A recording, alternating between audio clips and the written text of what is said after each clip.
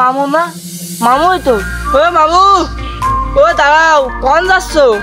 ওরে আমি যাচ্ছিলাম তো তোর কাছে, তা তুই যে এনে কাজ করতেছিস থাকি আমি জানি না। আমার কাছে যাচ্ছিলে মানে? আমার কাছে আবার কি? ওই আমার এই জিনিস কান ঢাকায় একজনের কাছে ফাটাতেই হবে, তা আমি তো আবার ওই ঢাকা ঢাকা ফিলিলে আর কোনোদিন যাইও নেই, তাহলে পরে আমি কি করে ঢাকায় এনে পাঠাবো? তা তুই তো মাঝে মাঝে ঢাকায় যাস, তা তুই আমার এই জিনিস কান একটু ঢাকায় পৌঁছে দিতে পারবি?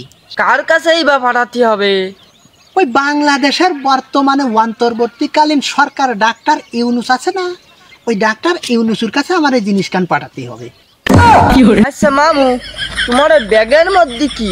ব্যাগের ভিতরে কি আছে সেটা তো তোমার শুনে কোনো লাভ নেই, তুমি পৌঁছাই দিবা, সেইটা হলেই তো হয়ে যাচ্ছে।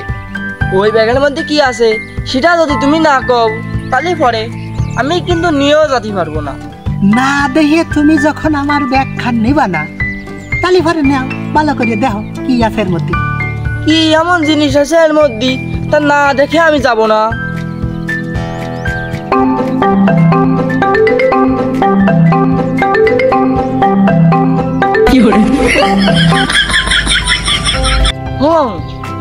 তো চিরুনি, এই সামান্য একটা চিরুনি তুমি ডাক্তার ইউনুসের কাছে পাঠাবা কেন? ওর কি টাকা পয়সার অভাব হয়ে পড়েছে? আসলে বিষয়টা কি সেই রে কও দি।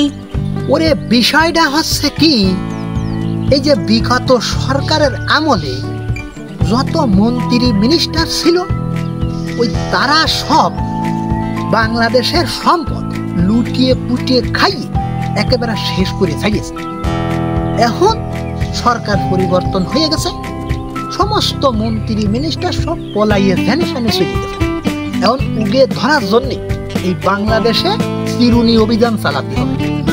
তার জন্য আমি এই চিরুনি কান কিনে নিয়ে আসি, এই ডক্টর ইউনুসকে দেব এই জন্য যাতে চিরুনি অভিযান চালাইয়ে সমস্ত মন্ত্রী মিনিস্টারকে ধরিয়ে ওই শাস্তি দিতে পারে, এই কারণে।